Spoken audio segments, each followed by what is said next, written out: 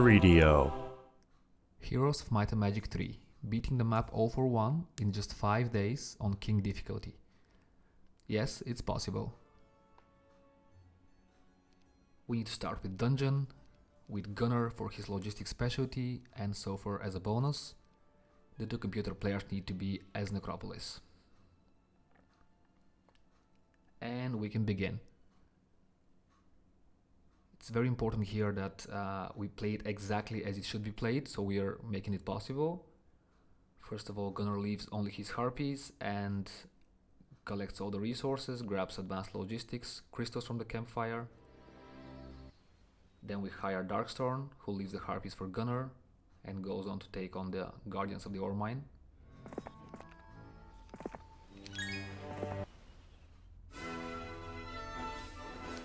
There is an upgraded stack here, but it's a pretty straightforward fight. We need to take it with as little losses as possible, which will be just 1 troglodyte.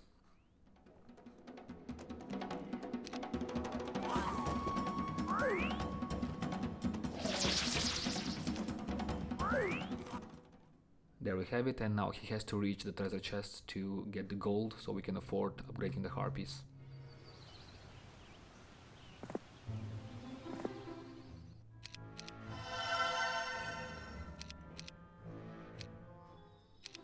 That's it for day 1.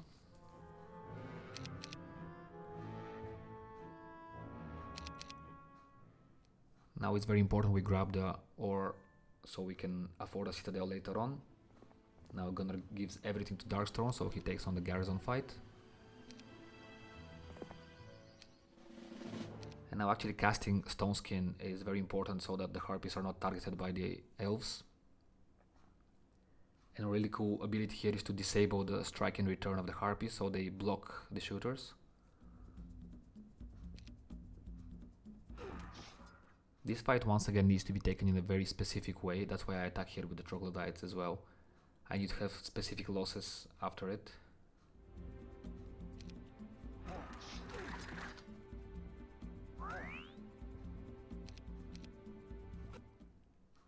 Done and dusted. Now Gunner once again takes his harpies back, and Darkstorm continues to acquire gold from the chest and the campfire because he has some movement to spare. I don't have to reach the underground on day 2 because it will intimidate the opponents. So on day 3 we head over to the middle of the map, and with Darkstorm we're going to be focusing on the fire elementals and going after blue, while Gunner heads over to tan with his speed and his harpy axe.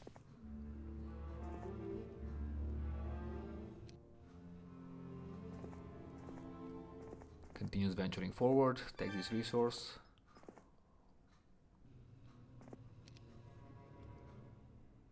So now this fight I am taking far from perfectly. The thing is that I need to have a specific amount of losses here. That's why I even let them take one of my beholders. I even let them take a lot of my troglodytes. So I then do not appear too scary for blue to attack me or to hide.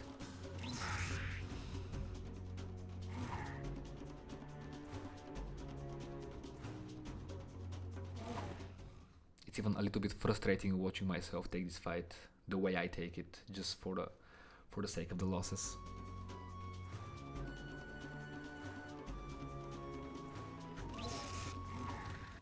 And there we have it, and actually I am 1 troglodyte up, so I need to disband one of them. I need to have exactly 21 in my power stack. And here it's very important that I exhaust all of my movement points and end up on a specific square. That's why I'm just shuffling around. So I'm reaching too far now. I need to take one more step, and I need to leave and end up exactly there.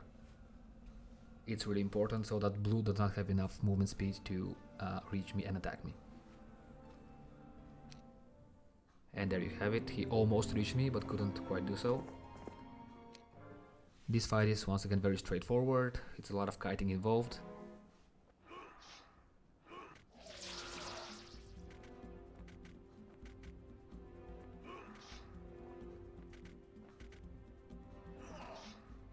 done and dusted. And now I have just enough movement speed to reach the empty town of Tan and barricade myself inside.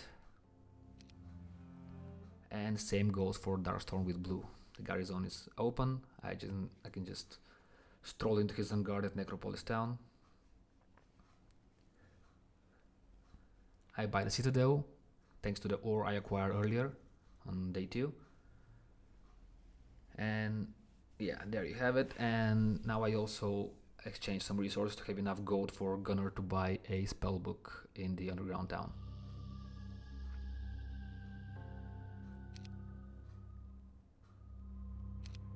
There we have it. It's very important to have the magic arrow here. And now we end the turn and we expect their attacks to fend them off.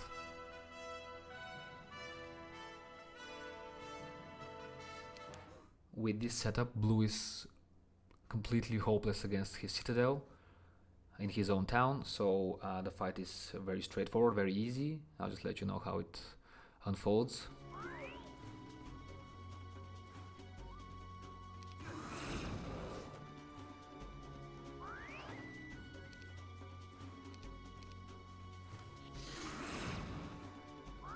There he can now not penetrate in any way, so he's just gonna be losing on time here.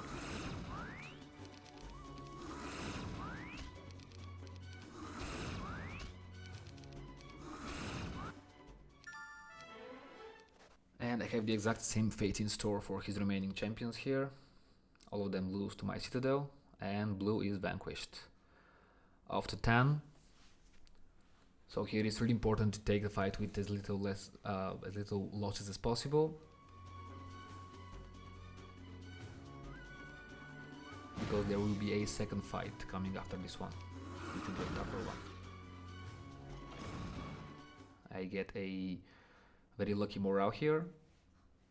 I strike again, and I was just about kiting.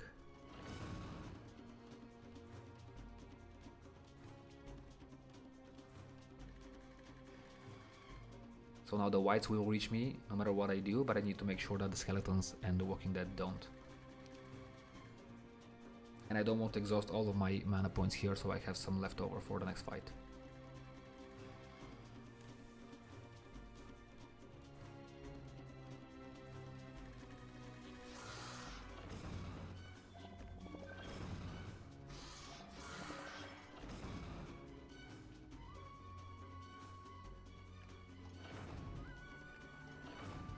Now I just fly around waiting for morales. Now they can't reach me, and once again they can't reach me.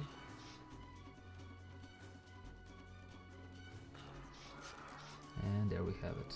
Now these guys are very easy prey.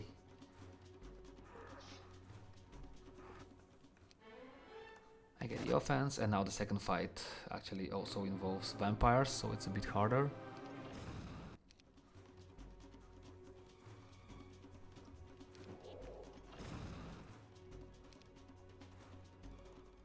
So I'm gonna rely on actually retaliating to the whites to do some damage, because the vampires have no retaliation. So I focus them with proactive attacks and the magic arrow. And the thing is that if I had let them get damage in the beginning, he would have used Cure to restore some health points, but because they didn't, he just wasted it on Stone Skin on the Walking Dead.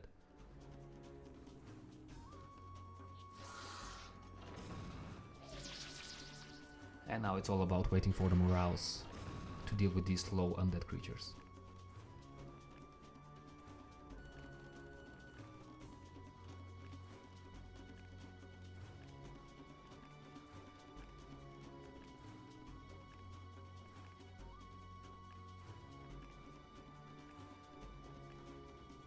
And it does take a while, as you can see. There we have it, my first morale.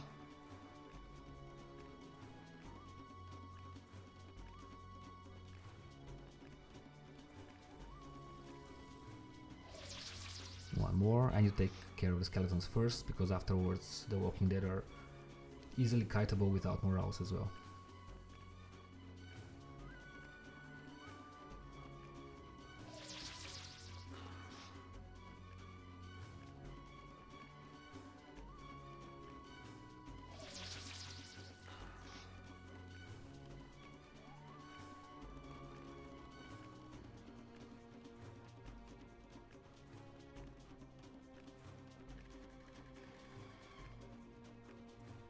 this goes on for a while. Oh, there you have it, one more morale. Okay, now I can take them, and it's pretty much over at this point.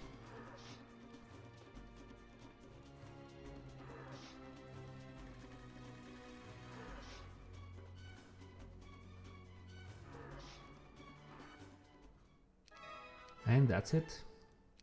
Tanks be vanquished and victory is ours in just 5 days. It was a pain to achieve that. It took me several hundred tries to do it exactly as it had to be done, but it pretty much shows that it's possible. So I'm really happy with the outcome, and thank you guys for watching. It was a pleasure.